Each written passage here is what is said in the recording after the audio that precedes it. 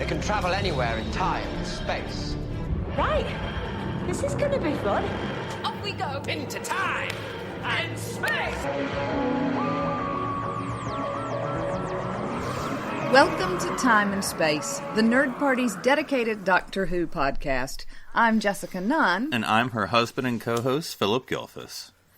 So, happy December Ween. Yes, happy December Ween to you too. And so, because it is December, we did our tradition. We did. We actually remembered to do our tradition, which is not time. what happened in November. No. And we read our Dr. 12th. Now, which was also interesting. Again, you never know what to expect as far as the companions. You know, is it going to be Clara? Is it going to be Bill? Oh, Bill Again, would have been fun. I did not expect. Missy! It was Missy. So, yeah, we had our two Scots Time Lords. Yes, yeah, and you were very cross with me because I don't do a very good Missy impression. Right, so. But your 12th Doctor I thought was on point, darling. I don't know about that. You're just making me. But though I did the 12th does not have any speaking lines in this one. As I think Missy has more speaking lines. Oh yeah, but more she dialogue. should. Yeah, she should do. 12th, so. Yeah, 12th Doctor just being grumpy and following her around. Yeah, trying to catch her do things. And of course, the next book that we have up. Right. So you would think, so you're going to get the 13th Doctor, but no. That is not the next book in the series. It's the Christmas special! Yes, there is the 10th Doctor Christmas Surprise. I don't know if that's the actual title. But anyway, so yes. And so on Christmas, we'll be doing our holiday in Charleston, South Carolina. And I guess that'll be what we'll do that day. Yes, we'll take it with us. Is that all we're going to do that day? Don't have anything else on the diary yet, do we? No, I don't think we do. We're going to be doing escape rooms. We're going to be harbor and little bus cruise, tours, yeah. and we're going to be doing something else. Haunted pub crawl. Yes. But nothing actually on Christmas Day. Have you ever been on a pub crawl? No, I don't think so. This is so exciting. Yes. Well, we actually do our, bring along our scripts and just do different scenes from whatever you want to do. Yeah, we will have just gotten finished doing some performances of A Christmas Carol dinner show. Mm-hmm. One performance is sold out, so we opened up a second one, and that's all very exciting. So, we'll still have that deep in our heads. And I used to do A Christmas Carol as a pub crawl when I lived in England. So, that's my plan, is that we will go from pub to pub, and I will recite lines while some poor sap is trying to tell us scary stories. And then, I don't know if you want to highlight anything, but we've been sort of slowly going through. It does make good, interesting background.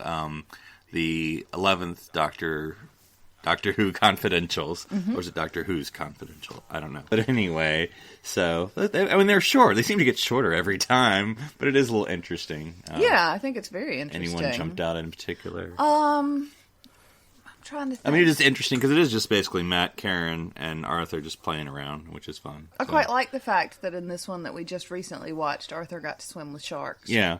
This one, I don't know if it's just they couldn't actually film at the episode, so they're like, I don't know, we sent Karen to do a driving test, and then we sent Arthur to swim with sharks. So that's the episode. I'm like, that's okay. That does nothing to do with the girl who waited, but sure, it's fun. Fun times, yeah. I mean, my cultural moment was that she was just taking her driving test, but... Well, she wasn't actually taking her driving test. But yeah, she had never learned to drive. Yeah, but I guess she's a city girl.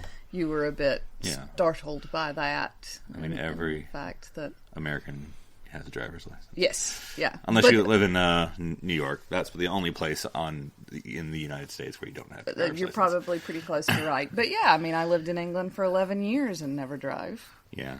And you were an alien living off the government, though, so... Yes. Also true. Yeah. Yes.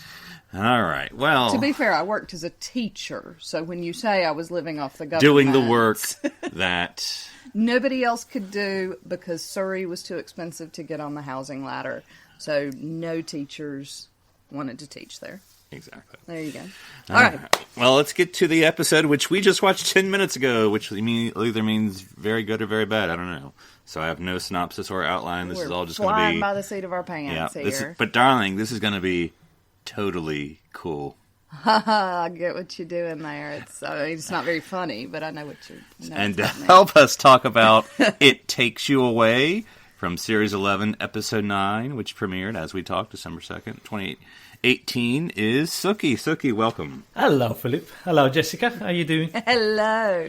Good. How are you? Fine, thank you. I'm a bit knackered. Yes. It's the middle of the night here, so bear with me if I start snoring. No, absolutely. Although, you do have to tell us, when did you learn to drive? Do you drive? I do drive, yeah.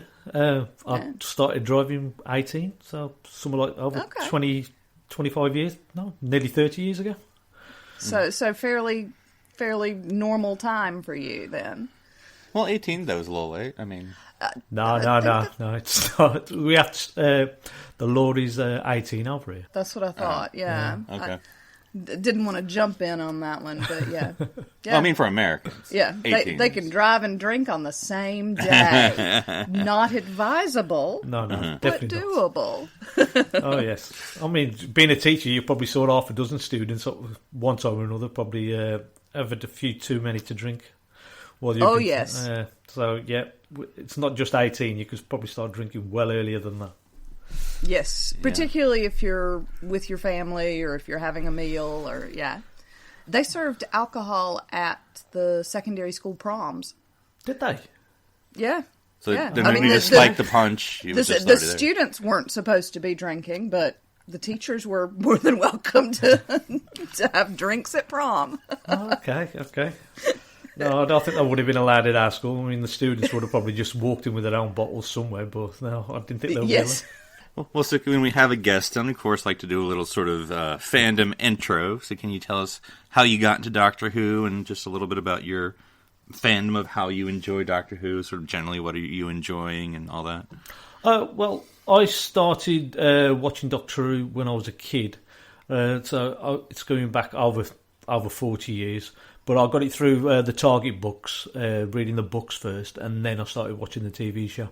And I've been a fan ever since. And then after, I've got involved in fandom to a small degree, where we used to run a group in Wolverhampton called the Walls of Fenric, which we've still got a Facebook page still up.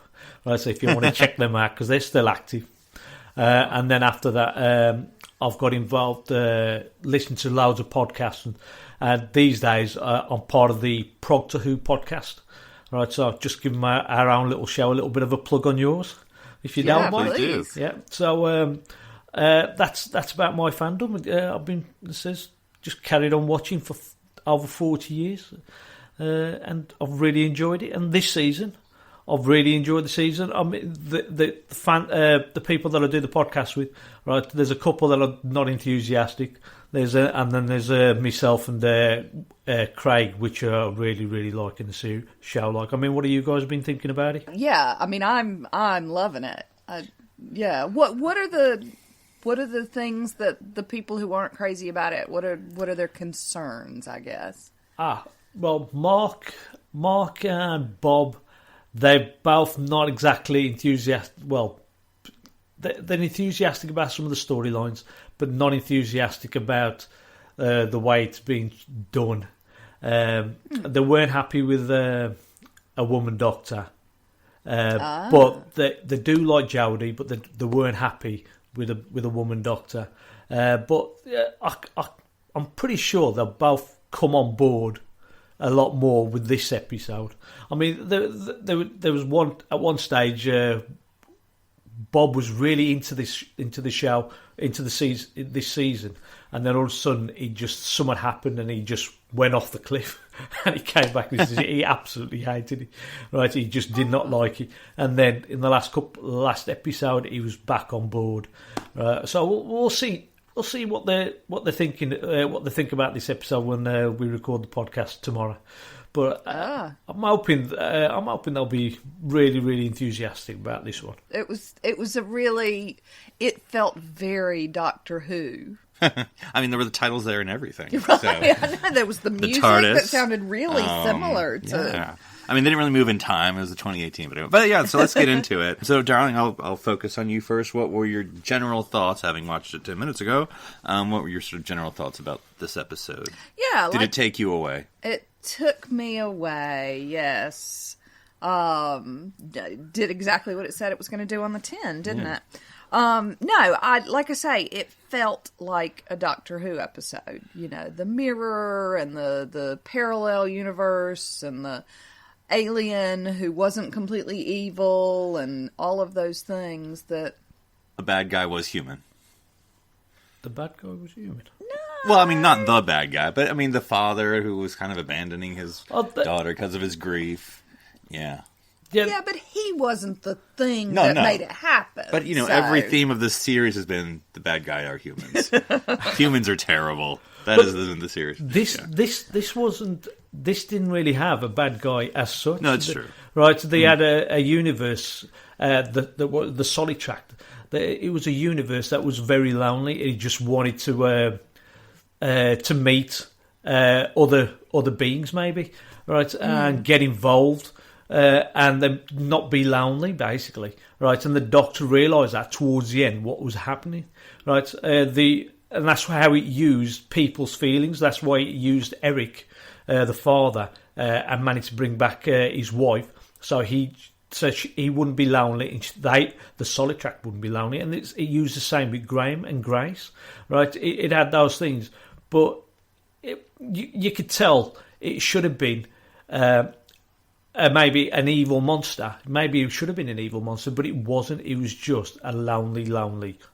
What is it? A conscious universe.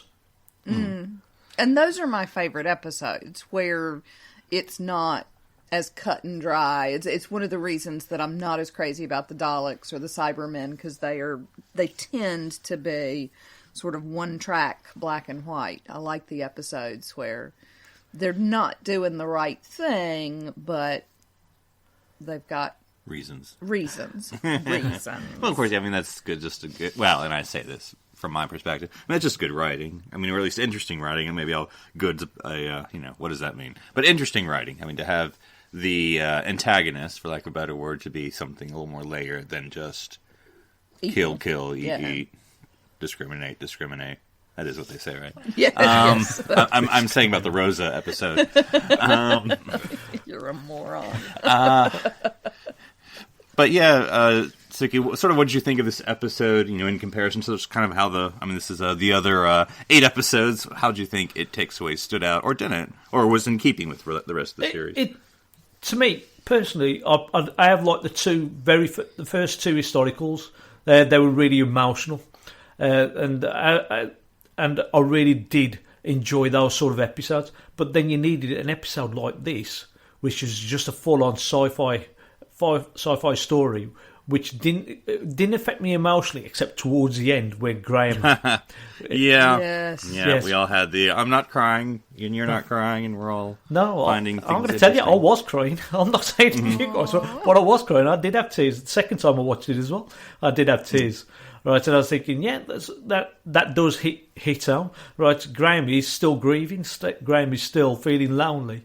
Right, and you think that he's going to. He might decide he could stay with the Solid Tract, the creature, because it resembles Grace. But it's only when he realises the Grace creature, right, does not want to save Ryan. He realises he's got to stand up and say, "I've got to go. You're not Grace." And the tears really started flowing when, right at the end, Ryan goes to Graham, calls him Grandad, and I thought that was going to be an end of season moment. Me too. I thought that, or at least for the New Year's special, New Year's Day episode. I didn't think they were going to show it in the 9th episode. But I mean, how did you guys feel about this sort of episode, these sort of emotional episodes? Yeah, I mean, I've been, I'm a sucker for them. So, like, for instance, Vincent and the Doctor is probably my favorite Doctor Who episode. It's an emotional episode, obviously. And so, Rosa and Punjab, were both, great episodes in my opinion. I mean, I'm always interested in interesting story. I mean, I know this sounds stupid. I like interesting stories. Yeah, everyone does. But anyway, of course, I don't know. That stuff may not be true. There's some things about Doctor Who sort of this traditional, lay back, don't have to think, just enjoy the ride. So, but anyways, I like a complex story. I like something that makes you think or have a reaction, and not just the I mean, I do like an occasional boom, boom, bang, bang, good guy wins. But yeah, I do prefer the emotional or a complex. Not, as you said, not all the time. I mean, you got to be able to breathe every now and then, and let your characters do some other things. But yeah, I do enjoy a little bit more reaction, especially with this large group. I mean, not that you have to, but in the 21st century storytelling, you want your characters to be a little more dynamic than maybe you could have done in the past. And so when you have this Team TARDIS, you don't want to make them react and have these moments. And so I thought it was funny. I was actually yelling at Ryan near the end of the episode. I'm like, talk to him. Go over to him. This is your, And that moment where you see Graham in the foreground and you can see Ryan in the background watching him, and Graham's shoulders just sort of drop. It's the grief has become so fresh again. I just thought that was such a beautiful moment. And would just like to take the time again to say, for all the grief that I heaped upon Bradley Walsh before this season started. I heard, yes, I have been listening. I can only eating her words with every episode. Absolutely. He's just a game show host. He's just a game show host. Yeah, exactly. Yeah. I was wrong. Later on, I will do the I was wrong dance, which is traditional in our marriage. Household, yes. Yeah. Okay, I'd like to see that on YouTube then. Yeah. And at that moment, when that happened, I knew that the grandpa was coming. I knew it was coming. And then I started rethinking. I was like, wait, is this the last episode? Because like you, I thought it was gonna be a final episode kind of thing. But I liked the way they did it. Ryan just sort of bumps him with his shoulder to shoulder bump. As men communicate. Yes. So it wasn't this, sappy realization moment. It was, I thought it was very real, and I liked the way they handled it, and I cheered. Yeah. Because I think the acting was great, and maybe it's a cultural thing, but I just thought there's ways to play Graham where he would have been weeping or would have been so, when he saw Grace, or when he was talking with Grace, that would have been bigger, or when he was, looking at the fjord, because it was a really nice fjord, that would have been bigger, but it was just very controlled, and even when he was talking with Grace, and it was, it wasn't over the top, but, I mean, you could still tell from the way but it's a very subtle, yes, that character of Graham. Very understated, but beautiful. Mm-hmm. The way he's been playing it all season, he has been the highlights for me. He's a lot better actor than most people have thought. Because as Jessica said, right, I've only known him as a comedian and a game show host. I've not really seen him in any of his serious acting jobs that he's done. I mean, he was in Law and Order for something like 10 years. Coronation Street as well, where there's a lot of dramatic storylines. But I never used to watch that. So I've never really seen him act in anything like this. So the way he did do it, right, talking to Grace, the way it seemed to convey all his emotions without overacting, it was brilliant. And I think if when it comes to supporting acting nods towards if there's anything going for, I'm sure he'll be in the running for them sort of awards. Oh, that would be wonderful. Mm-hmm. I think he's the Billy Piper of the I would say, Doctor. I think that has to be a Doctor Who term from now on. He Billy Pipered it. Yeah. But the other two, Yaz has just...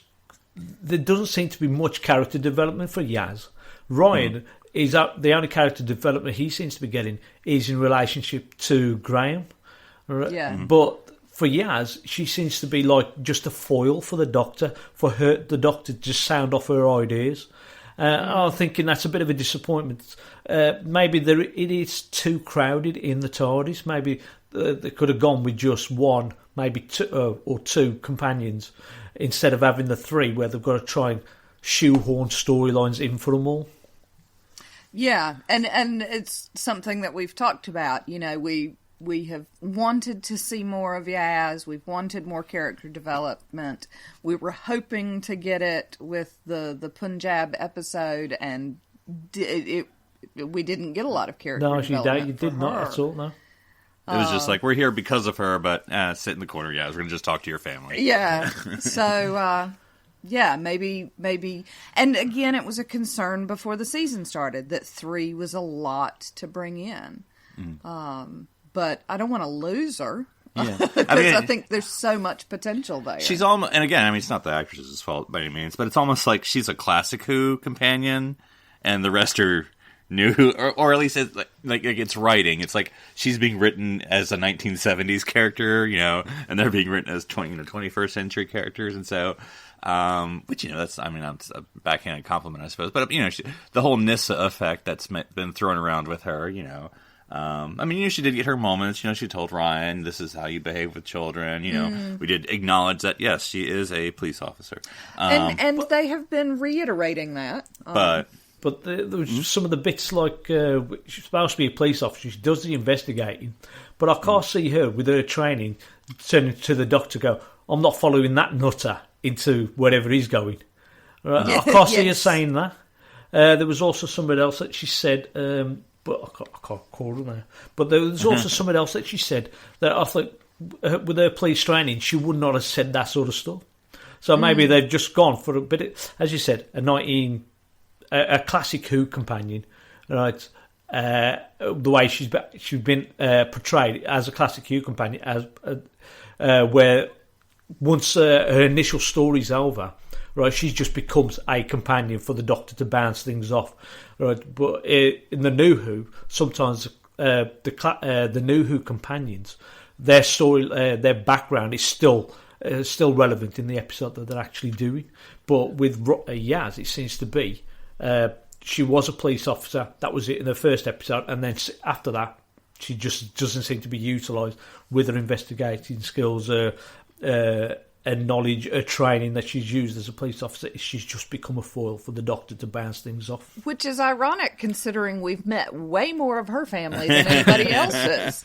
Yeah, it's like, we're trying to make her interesting, guys, but I mean, but it's like, well, don't make her around her, make her do things, you know, make her. Yeah. And I know there is a bit of a, you know, the Chibnall directive, and I'm making this up, but, you know, as much as he's going for the episodic, and you know, that's a fine approach for this, you know, you could do it either way, you know, do the usual Moffat, RTD long game, or do episodic for some, you know, whatever, doesn't matter. But if you do episodic, obviously then it sort of like ties your hands with too much character development, because if you're like, well, you should just be able to watch any of them.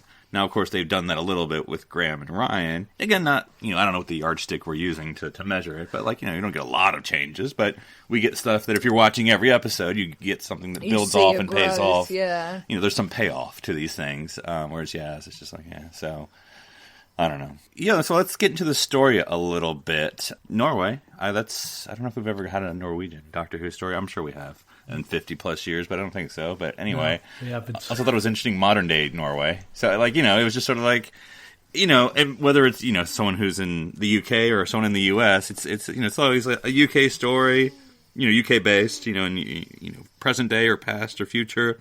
And so just to be like Norway, like, oh, someone was throwing a dart at a map or something. Or, I don't know. Present-day Norway, almost 200 years before the Woolly Massacre? The Woolly Revolution. Woolly Rebellion, yes. which I think now they need to show at some point. The 15th Doctor will have now.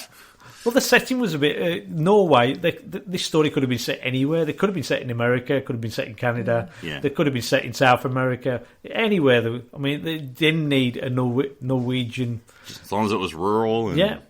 just need to be out in the middle of nowhere to be able to make it an isolated storyline between the characters. So, I mean, I don't think there has been a Norwegian setting before at all. I'm pretty sure they're right. And then the young lady, and again, we haven't had time to research, and there hasn't been a lot of posted. Hannah. But yeah, Hannah, I assume that actress is actually blind? Yes, Eleanor Walwark.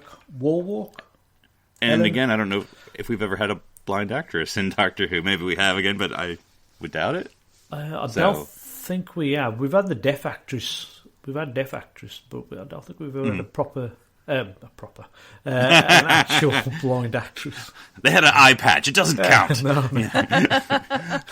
No. But I mean, it's interesting, not to get into like ableism and all that, blah, blah, blah. But, and to have, okay, the character's blind or it's a blind actress, have that character who's actually blind, and all that stuff. But I mean, it was an interest. I mean, it adds to the story, of course, because, you've written around that, though I guess, having the doctor write, write the chalk saying I'm drawing a map when she's saying her dad's probably dead.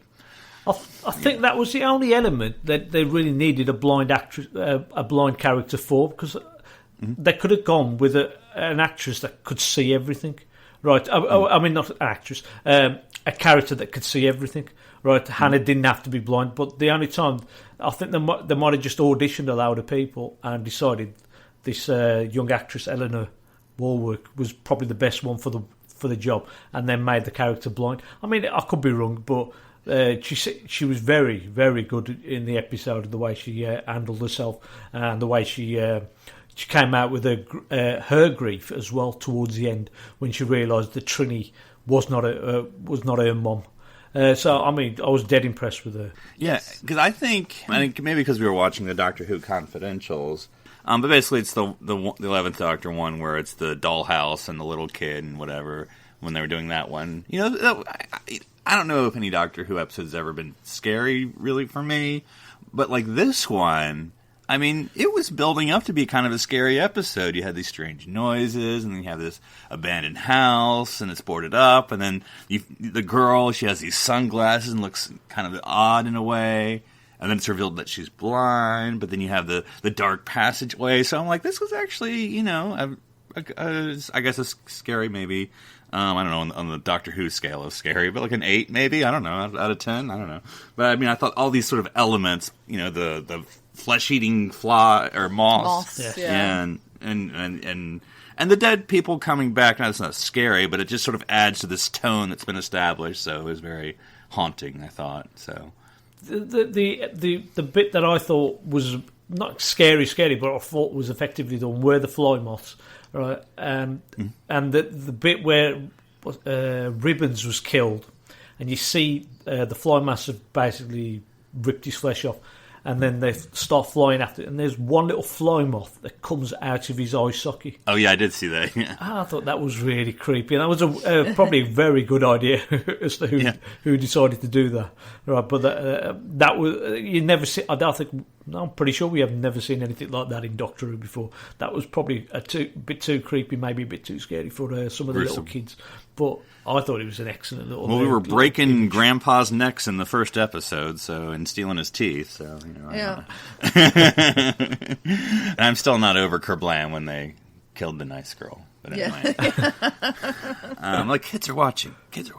Yeah. So this is, and it doesn't matter because again, with Doctor Who, I don't always need to know everything. Whatever, just enjoy it. But my question is for Suky, do you have a theory of how did that guy get there? The guy you were just talking about, like how did he get into Ribbons? I just don't know myself. I mean, the universe suddenly appeared. The Solid Tract universe was there, and then got our own universe, and this anti-zone appeared out of nowhere to buffer it, as I said. But how long has Ribbons, the fly moths, the six-legged rats, how long have they been there? Have they been there years and years? Has that portal been there years and years? It was not explained, but the Doctor did ask Ribbons, how long have you been there? And he goes, I've always been here.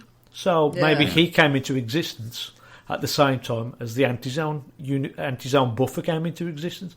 I mean, what do you guys think? Well, I did note, and I don't know, because I know this may be more American, so I doubt they were going for this cultural reference, but the light reminded me of the balloon in It, with the little kid carrying the red balloon. That's creepy. Yeah. Okay. Well, just the lantern sort of, had that balloon kind of look to it. Yeah. Because, even the fly, like, it was sort of just like, whatever. It's just a creepy place with creepy things. We go with it, So, and even him, he was very, obviously not a good guy. The old Mr. Two Knives. Yeah. The actor's a well-known comedian over here called it's Kevin Eldon, right? And he's not known for playing these sort of these roles. He appears in mainly comedy shows, so it was a bit of a. I thought personally, he was not going to be under the loads of latex like he was, and he was just going to be the comedic role because I knew he was in this episode. But then when he appeared as that, right, and he was a bit of a fresh take on what he usually plays on the television. So yeah, he again another good character, another good actor playing that character, and he was super creepy. The way he threatened Graham, the way he spoke, and the way he coveted the sonic screwdriver. But because he couldn't help himself, he needed that sonic screwdriver. He had to. When the doctor says, don't move, he's the one that goes for it. and that way, the others all escape. Yeah, I was actually, not that it's the biggest thing in the world, I was actually scared for the sonic screwdriver, because she said early on, man, I really like the sonic screwdriver. I'm like, oh, that thing's screwed. Yeah. Something's going to happen to that thing. And then he was looking at that, drooling all over it. I'm like, oh, that's a goner. We're getting a new screwdriver next year. But I guess it survived. So. It did. Only because, he was horribly mauled by moths. He was mothballed. He was mothballed. High five. But then also when we got the grandpa at the end, I'm like, oh God, Graham's going to die now, isn't he? But I'm like, well, I've seen the New Year special, and he seems to be in it. Yeah, so at least stay for another 2 episodes. Well, the New Year special, they put out a synopsis for that episode, and they missed the boat there. They should have just said the Doctor and friends for the new series, but they went and named all 3 companions, and you just know then that nothing's going to happen to them in the final episode, which is, then becomes a sort of anticlimax. Which is a bit of a shame. I was just going to say, what did you think about the frog right at the end? Yeah, it was, because this is the problem. I mean, and again, this is cut both ways, so I'm not complaining too much because I don't want UK to yell at me. But, the problem with Doctor Who, of course, it comes up much earlier there. And so I can't look at social media because everyone's talking about it. Boo-hoo, first world problem. But, but I can't help myself. I'm going to check, Facebook. Because Twitter I know I got to stay away from. But Facebook I usually think is pretty safe. But no, then it pops up there too. And then there was some, I don't know. I know there's a lot of negative Doctor Who stuff these days, which is a minority, I know, which is fine. I can ignore that stuff, but it was sort of this article popped up fans livid over villain reveal. And I'm like, oh gods, what happened? I don't, and so then I see it, I'm like, oh, it's... Because when I was watching the episode, I'm like, okay, well, who's the villain going to be that I'm going to apparently, hate so much, apparently. And so it was sort of... I was sort of two minds at the same time. I'm like, this is ridiculous. But then the Doctor also thought it was ridiculous. So it sort of pays into it. So it's not yes, we all realize this is ridiculous. But then the Doctor made best friends with the Toad, and so it all worked out. So. Yeah, I did. I also wasn't the best CGI. That's what my biggest problem was. I was perfectly happy with the conscious universe being a Toad. I wish it had been a better CGI'd Toad, but or that maybe it had been a model, but still it wasn't that great, or it looks odd. Of course, I don't know how a talking frog should look, but no. Well, I've seen Kermit, so I know how that looks. I suppose, but well, and Mr. Toad, maybe he needed a big scarf and driving goggles and things like that. Maybe he should have been a man in a frog suit. So go back to old classic Doctor Who monsters. Yes. Just a man standing there with a frog in a massive. No, I'm imagining like a almost felt frog suit. He's just sitting there, and it still talks in a Grace voice. You're like, well, this is a trip. What fun! Or to hark back to Matt Smith's first episode, it could be Grace with the Toad sitting on her shoulder, but the Toad is the one who's talking in Grace's voice. I see, and Grace is just going ribbit, ribbit. Yeah, I get it. Yeah, so occasionally catching flies or those weird moth things. Oh, it all connects. There we go. Yeah, I mean it was trippy, but the episode seemed to be acknowledging that this was weird, and so I was like, okay, I'll go with you. And of course, the 13th Doctor, I suppose to other we'll talk, two episodes from now we'll do our series overview. I think the 13th Doctor, to me, I don't have her character just yet, as compared to like the 11th or all of them. But like, how would I describe her? But like many Doctors, and maybe mostly like classic Doctors, but like all of them all, she has this watchable quality that I don't really care about the story because she's good, and even if it's a crap story, what she's doing, she's fun to watch. Yeah, she's fun to watch, and so like in that scene with the frog, which is ridiculous, but like. She's so heartfelt and so her. She acted the hell out of that scene. And I know, imagine with the frog. Because in real after watching all these Doctor Who confidentials and behind the scenes, it's just sort of like there's like a blue ball sitting on a chair, and you're like acted that thing. Yeah. And she's just giving this whole, as you said, we're going to be best friends, and whoa, crikey. But Jodie, acting challenge. Yeah, Jodie knocked it out of the park there. It was a really, really brilliant scene where she must have known she was just acting to a chair, but the way she thought that the frog was there, the way she interacted with that frog, it was a silly scene, as people seem to have pointed out on my Twitter feed. But they've gone with it, and they've just decided the way the Solitract would take on a form that he was happy with, and maybe just didn't like Trini and didn't like Gracie's form, and just went with the frog from Gracie's memory. And I thought that scene was really, really, really brilliant scene. But one thing I noticed, and this was I was going to say it's subtle, maybe it's not subtle at all, but at first I'm like, is it what they've reversed the entire image for all the mirror scenes? Because like that guy's T-shirt is definitely backwards, and then I was like, wait, her earrings on the wrong. Oh, I see what you're doing, cinematographer. Fair play. Oh, wait a sec. Is that so? What you're saying is when they went into the portal, everything seemed to be reversed. Yeah, It was a reverse picture. That's what I was going to say, because I'm not sure. I was watching Jodie all the way through the episode, and I was thinking her hair seems to be getting longer and shorter as it was going. I don't know. Maybe it was because it was being shot at different times of the year. They might have done the outdoor scenes first, and then the studio scenes. Mm-hmm. But her hair seemed to be different sort of length. Maybe they noticed the reverse image. Maybe that's probably what it was. I was remarking at the beginning of the episode because and I know this. Well, maybe it is true, though. I would be very surprised if this is true. It almost seemed like this would have been the beginning when they shot this, because her hair, not the color, but the length, is like the teaser trailer, which is how long ago at this point? Like you said, it did seem much longer. Of course, that's what the doctors do. If she's doing traditional Doctor, then they grow their hair by the out. time she regenerates, it'll be down to her butt. Basically. So yeah, but I did notice the hair seemed different to me. Not to do the whole woman character of Captain Janeway thing, but her hair definitely seemed different. I didn't notice. Yeah, but there you go. Don, you haven't even noticed how I'm dressed today. That's true. So I try not to make any sort of eye contact with you if I can. That's right. Merry Christmas. All right. You talk about bad dad, Eric. Yeah. Oh, well, maybe it's a Norwegian thing. I don't know. But why, if he knew, okay, this is someone else I just wanted a bit curious about. He's scared for he doesn't want to take his daughter through the portal.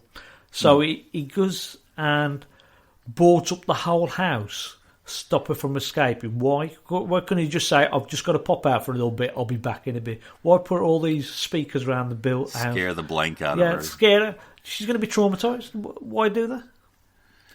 Yeah, she talks about him not being well, and it sounds like grief just was making him a little bit crazy, and he wasn't thinking straight other than, I can go back and be with my wife. Well, go someplace that has seasons. Oh, wait, no, that might be it. So, yeah, I think that's ultimately that this was just a grief-stricken man. Right. And he didn't see that he was making a choice. He didn't see that he was choosing his pretend imaginary wife, whatever she is, over his daughter. He thought he was managing it just fine. He was going back and forth. Everything was fine. Yeah, he'd been away a little bit longer than he expected to, but it was fine. It was fine. Which is, something that in the throes of grief, I imagine, would make perfect sense. Mm-hmm. I do think it's interesting that Ryan was absolutely right, though. His dad did abandon. Her dad just took off. At the end of the episode, he's like, "Oh, y'all thought I was being, whatever." don't do your Ryan impersonation. That's weird. Yeah, but yeah. So I don't know, Suki. Watching it for a second time, did that take? I mean, I know you said you still sort of had the emotional points, but did it add or take anything away from the tone or the spookiness, since you sort of knew totally what was coming? It didn't. It didn't take anything away.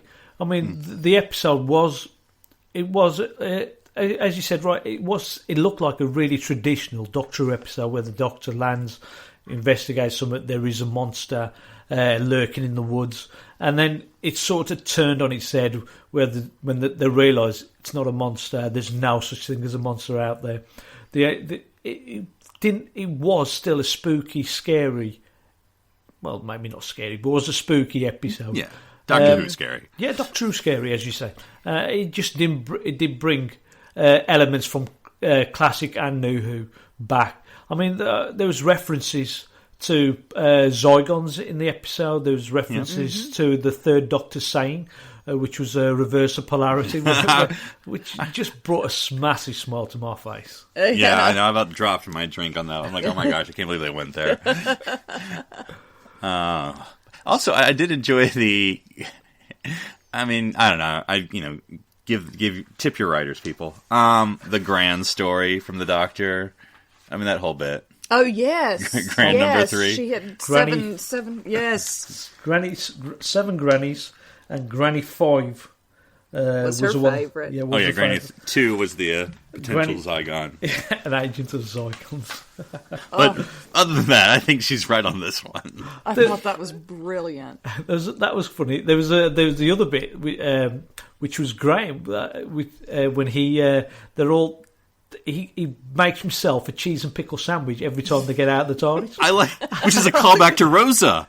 And I was thinking, well, that's brilliant. That is. Oh, how do you mean work out? Was a hungry Rosa? Well, yeah. Remember they were at the restaurant and they got kicked out or left, and he's like, "Wait, are we going to eat?" I've noticed a lot that we don't seem to stop, and 13, the Doctor's like, "Oh, we don't have time. Keep on moving on." So I think it's like by now he's like, "I've caught on. I know we don't stop." Yeah. But I think that there's another mention of it, maybe in the Amazon episode. Oh, Kerblam. Yes, where he says, you say that, and we've only eaten once today. Maybe that was, yeah. Yeah, I do like that the practical common man. Look, if we're not going to eat, I'll bring us. And to be fair, they don't get to eat. She's over there eating dirt. I know. That was, I mean, it is a pure Doctor thing, but the whole first 5 minutes, I'm like, what the hell is she eating? I'm like, oh, soil. Okay, well, that makes... Well, sense. That's a sort of callback to the first episode of this season where the doctors eat. Well, doctors eating soil in this one, but how do you take a temperature? You by sticking your finger up your nose and you get your temperature. There's all these sort of weird little things that this doctor seems to be doing compared to what the other doctors would have just waved the sonic screwdriver around. But she's sticking a finger up her nose or eating soil to find out what's going on around her. I thought it was a very John the Baptist moment. That man will stick anything in his mouth. Pick anything up, man. I do feel like Matt Smith ate dirt. I remember sort of like blah blah blah. Yeah. Like, why am I eating dirt? Sort of like, oh, yeah. But anyway, yeah. If that doctor can go around eating fish fingers and custard, that doctor can then probably eat anything. Absolutely. Yeah, I did. Got an iron stomach there. Yeah, I did like the. There's a hotel nearby. Low Yelp review. Yes.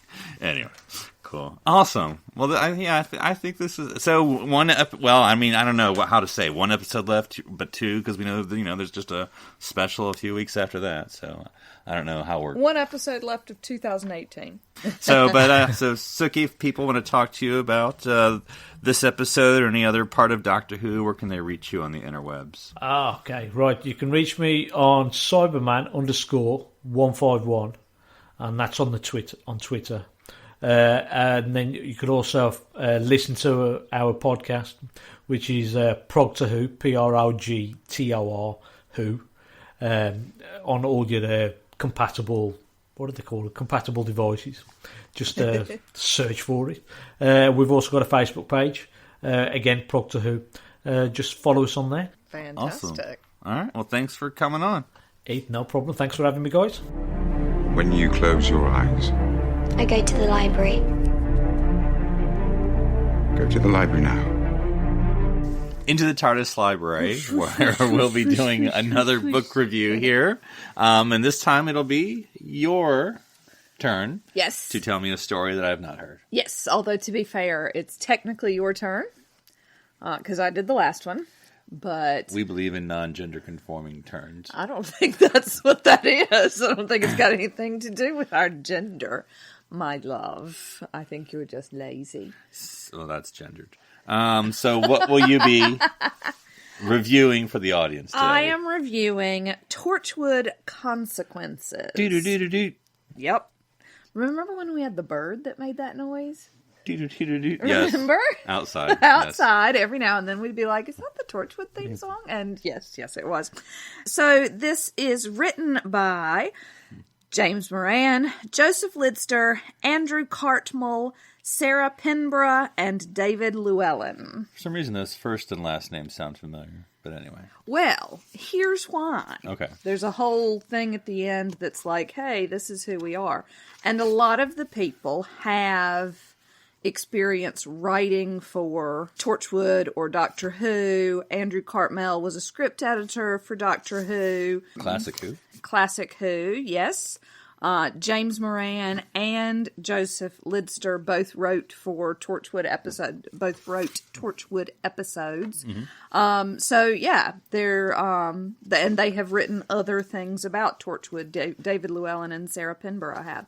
So I was very confused when I saw your cover. I'm like, it really took 6 people to write this, and you explained. Yes, because it is a series of short stories. Very cool. Yes, there are 2, 4, 5 short stories and 5 authors. It all adds up. All the maths work. So, yeah.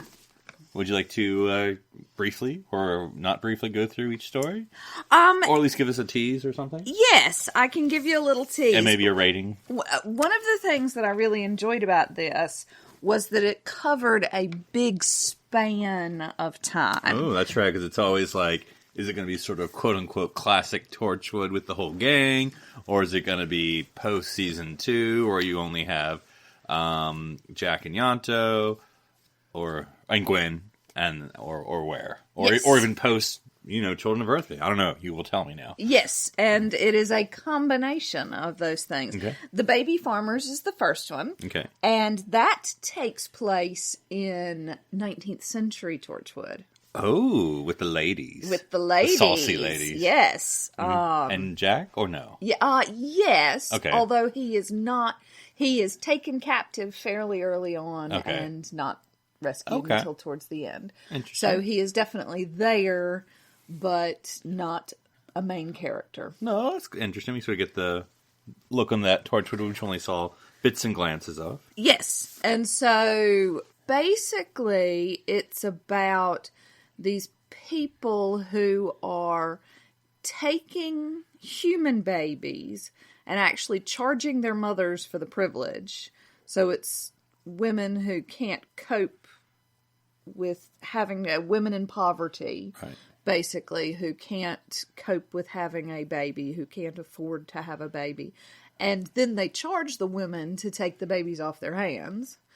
And then they feed the babies to baby monsters. Okay. So grisly. Yeah, it's a little grisly. It's a little dark. Mm-hmm. Which is Torchwood, to be honest. Yes, but I particularly enjoyed it because it's 19th century Torchwood. Right. And we've seen bits, but this really sort of explores it further. So sounds like you enjoyed it? Yeah, yeah. I liked all the stories. I got nothing bad to say. Boring. I know, right? Yes. Okay. Well. So the next one up is Kaleidoscope. And that is... It takes place in a time when Jack is gone.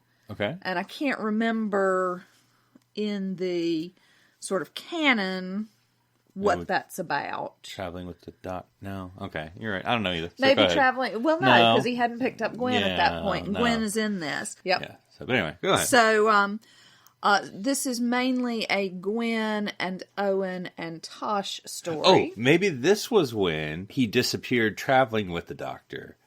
Remember the end of season 1? Okay. And he grabbed into the TARDIS, and that's when he had the adventure with Martha and Ten and all that.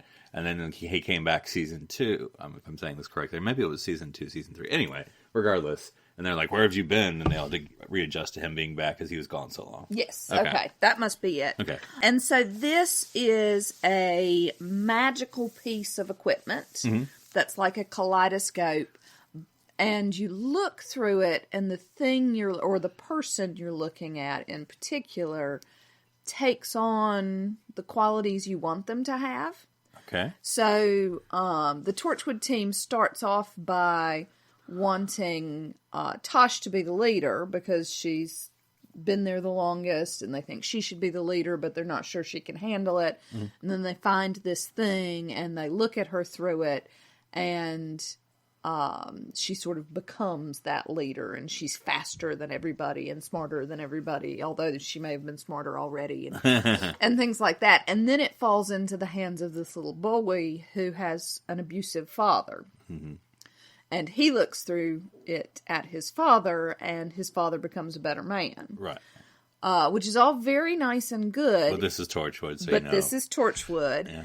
And so looking through it also creates this addiction.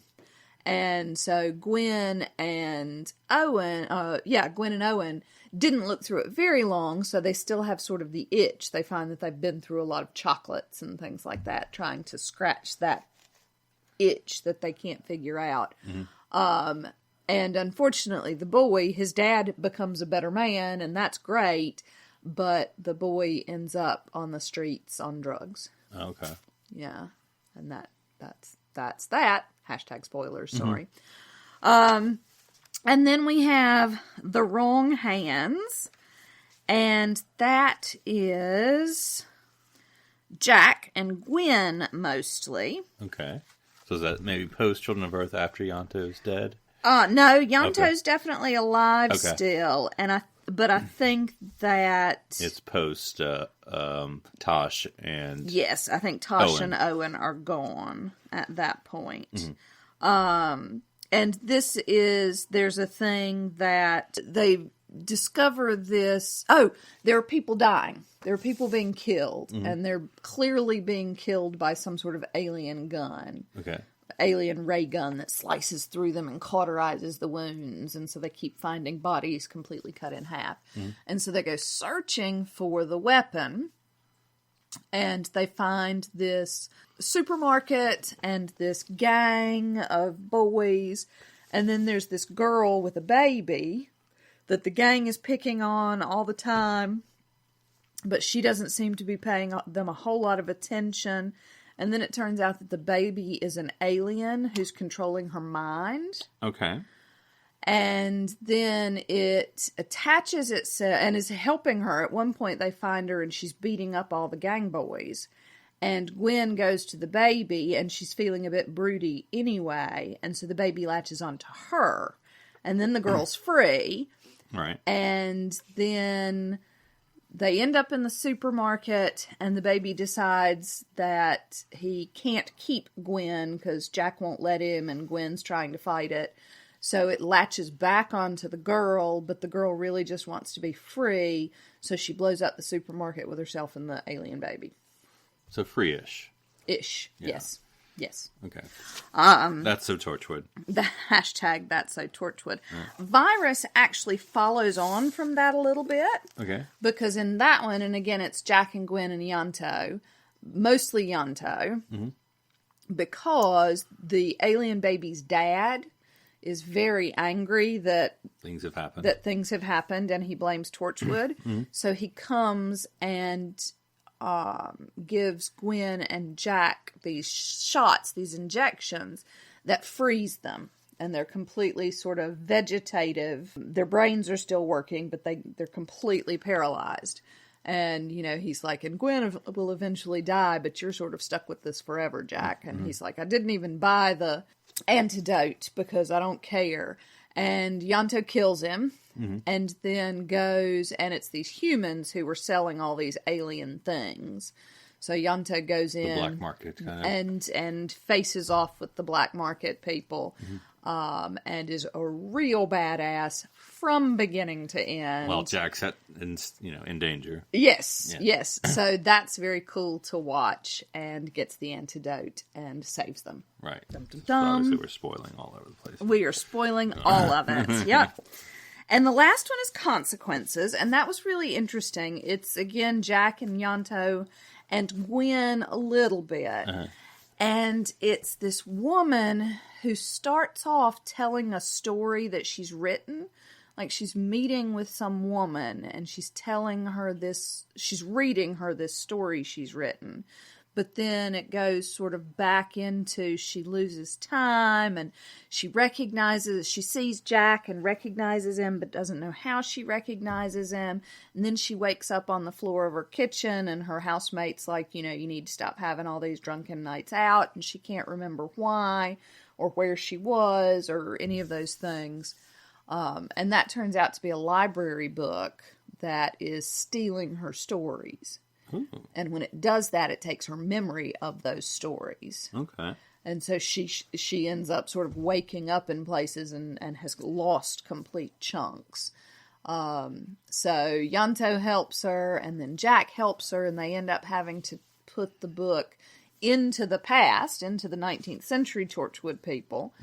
And they think that that's going to fix her, but it doesn't completely. And it turns out that the woman that she's been talking to is Gwen, and they erase her memory of Torchwood completely, and then she can finally go on and live her life. Well, and hopefully if people want to pick that up by the time you've ordered it and it arrives, you'll have forgotten all the spoilers.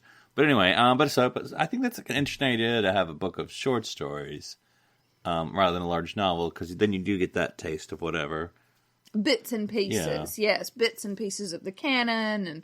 And like I say, the 19th century stuff is really interesting because it's something that we don't see a lot of. And it's definitely, even knowing the spoilers, I think it's worth reading because they capture the characters so well.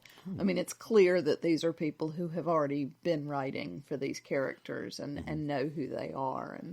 And that's a lot of fun. So, yeah, I totally recommend it. I give it 4.5 stars out of 5. Wow, there's a lot more stars out there, too. Uh-huh. In the universe. In the universe. Mm-hmm. Cool. And in Hollywood. Sure. Well, you can put it on the pile, and I will get to it, and then I'll have to figure out what, if anything, I'll be reading next. Yes, so. And now do we have another Torchwood book? No. Our next book is... I can see it, but I can't tell the cover. It's the one that's under the shadow in the glass. It looks like it's probably a 10th or 11, I'm going to guess off the top of my head, without looking at the cover. Okay. That would tell me which Doctor it is. Yeah. And then Sands of Time, I think it's Anyway, but we have a bunch of books, so we'll figure it out. And now I want another Torchwood book, though. Well, they're out there. Post-Christmas, darling. Not allowed to buy anything until after Christmas. So next week will be the last episode of the series. Yes. So there's a New Year's special, so it messes everything up. Yeah, but anyway, so we will be talking about the Battle of Ranskor Av Kolos. So I don't know what shortened way we will talk about that, because we're not saying that bloomin' title every time. So the Battle of Rack. Done. Okay, I'll go with it. Are you ready to rack? Dun, dun, dun, dun, dun. No. So until next week, enjoy watching, listening, and reading about the Doctor's adventures throughout time and space.